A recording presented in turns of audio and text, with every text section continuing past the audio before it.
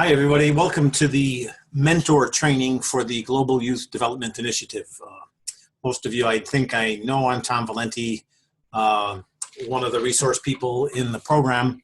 Shortly, we're going to have Garcine and Sana speak to you as well. But before they do, I'd like to extend my appreciation to all of you for your willingness to help us in this, what we hope and believe will be a very worthwhile one-year pilot program. We are very fortunate to have two members of the student population at the American University of Afghanistan to share their experience and their enthusiasm for this program. I know I'm excited about it, and I hope you are too. And now we'll turn it over to Garcine and Sana for their introductions. Thank you. Hi, hope things are fine out there. I'm Garcine, one of the co-founders of the Global Youth Development Initiative and a senior law student at the American University of Afghanistan. Hi, hope you're fine and sound. I'm Sana Ahmadi, one of the co-founders of GYDI and a senior law student at the American University of Afghanistan. First of all, I would like to give you a bit of background about GYDI. GYDI aims to connect young students with mentors and peer mentors from all over the world in order to assist them in academic advising and as well as in their professional development. Mentees will be having one-on-one monthly sessions with their mentors and peer mentors in order to get academic advising from them. We are mainly focusing on increasing the self-esteem and self-awareness of students and in helping them to develop their academic skills and as well as in their career plans.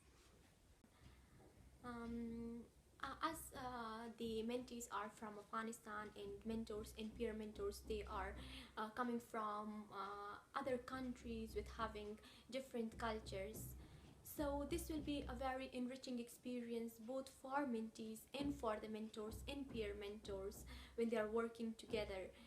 Mentees will get to know about the cultures of different countries, and as well as mentors and peer mentors will also get to know more about the culture of Afghanistan. This one-year mentoring relationship will promote cultural diversity by maintaining the sense of acceptance and respect towards different cultures, while still maintaining the selectiveness and the uniqueness of different cultures. Thanks for that, Garcine. Let me take a minute and just share with you some thoughts about who really benefits from the mentoring program. I know that our mentees are certainly going to benefit from the mentoring that each of you will be engaged in. But the research on this whole concept is that you will benefit as well. Many times when we work with mentees, it causes us to take a step back and gain some perspective on what's important to us, what's important to other people in the world population. Sometimes the lessons we teach or the learnings we expose our mentees to are good reminders for ourselves as well. And in this program, we hope, because of the multicultural aspect to it, that each of our mentees are going to be able to teach you something too. And we all know certainly that there's some leadership capacity growth in each of us as we mentor people as well. So what are we asking you to do as a mentor? And this is what the expectation of the mentee is as well. There should be at a minimum, one monthly audio or video call with your mentee. We've asked them to limit email contact with you to once per week. And on your end of that, we're asking that you make a response within 3 or 4 days to those emails. Don't feel you have to respond immediately. We're explaining to them that you're all quite busy people, and that immediate response is really not what the expectation should be. Beyond those commitments that relate to time and effort, what we're asking each of you to do is make a personal connection with your mentee based on trust and mutual respect. We're asking you to share your knowledge about your education and career choices with them in order to assist them in making education to career decisions. Perhaps you'll also be able to offer them advice, references, and act as a resource depending upon each individual mentee's needs. One of the things you'll be doing is giving them some feedback in a constructive way to allow mentees, once you develop this relationship, after they're sharing things from you, perhaps they're going to admit that they haven't done something quite as well as they should have. So to give them constructive feedback so he or she can learn from his or her mistakes. Final thought is that you'll give this help and support in a non-threatening way, in a way that the mentee will appreciate and value your support and empower themselves to move forward with confidence towards goals that we think they have in place.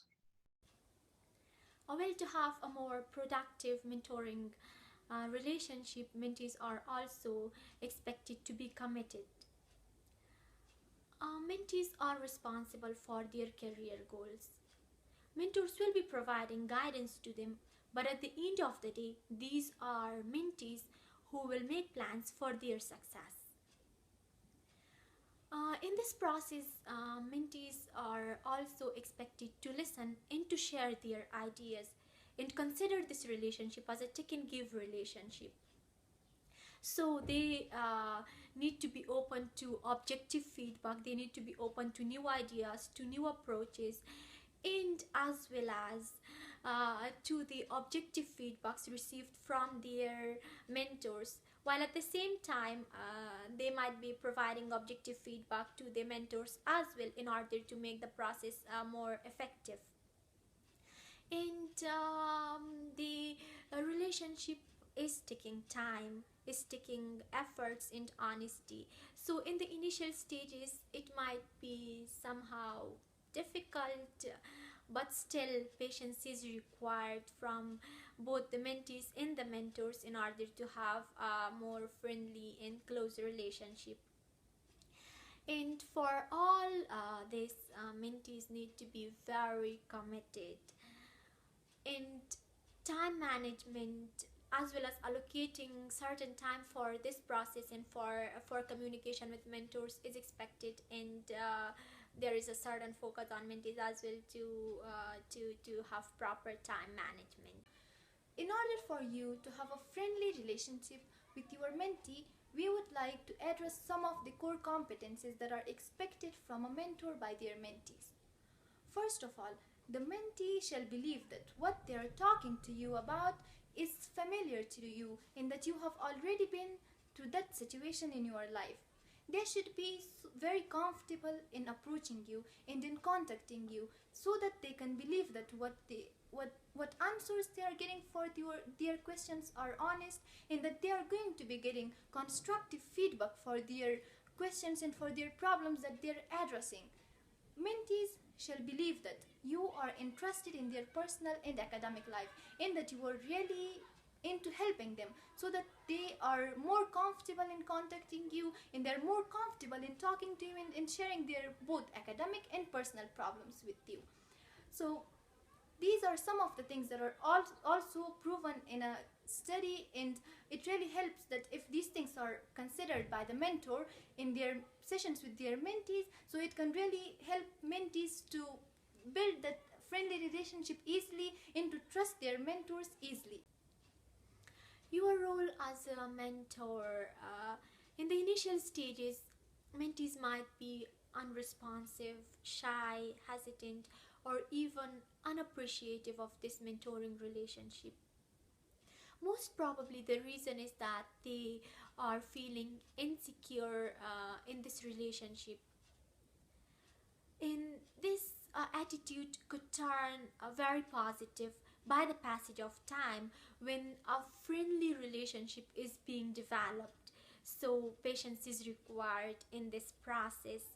We are also expecting mentors not to push mentees to have more than 1 hour session per month unless both sides, mentees and mentors, agree to have more sessions.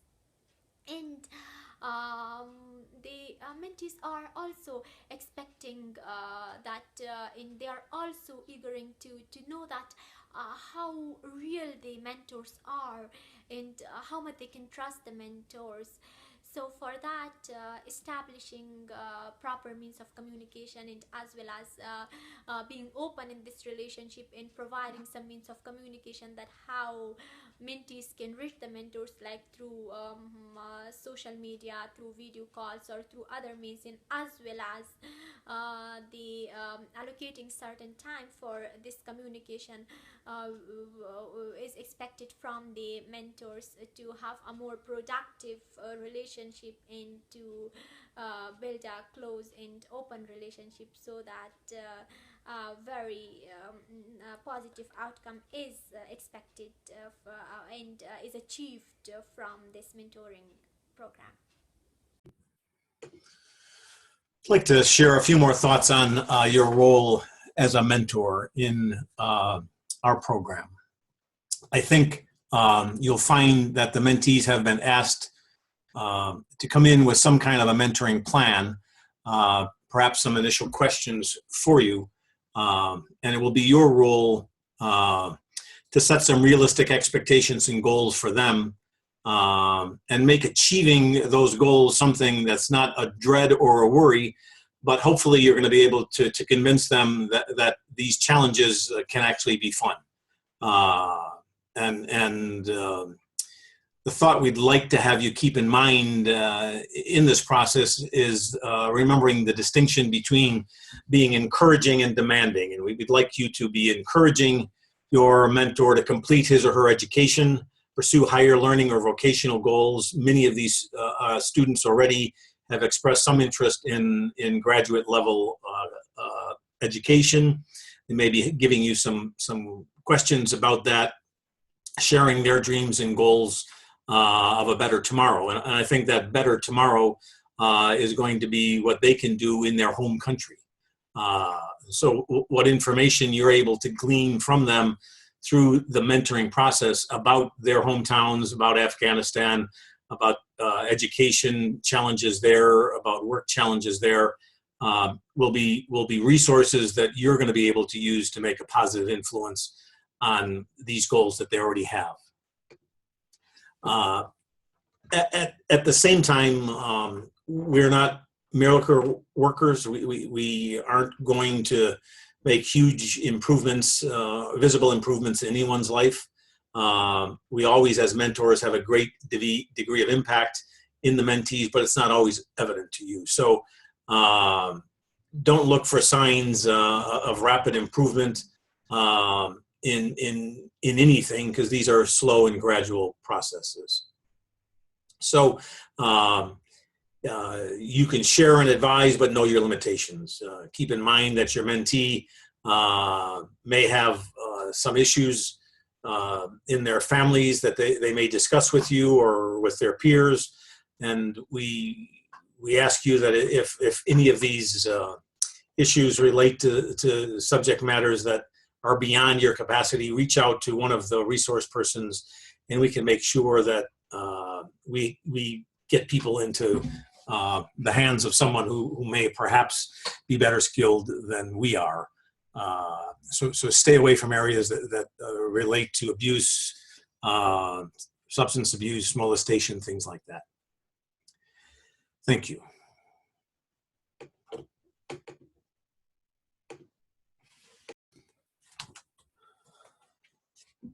Thanks, Sana. I'm glad that you mentioned the packet of materials. So as you already know, with the email that you received that directed you to this video, you also have a link to your information packet, which has multiple documents in it that we ask each of you to read and review before you make your initial contact. And in that packet of materials, are a lot of written materials about being an effective mentor, how to initiate the first call. There's actually a map in there that shows you time zones around the world so that you can gauge when the right time is or a convenient time is for you to be discussing how to set up your call.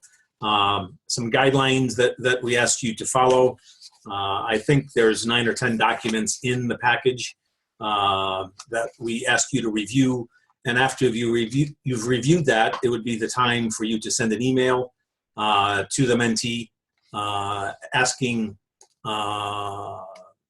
for a way to make an initial telephone call or video call contact.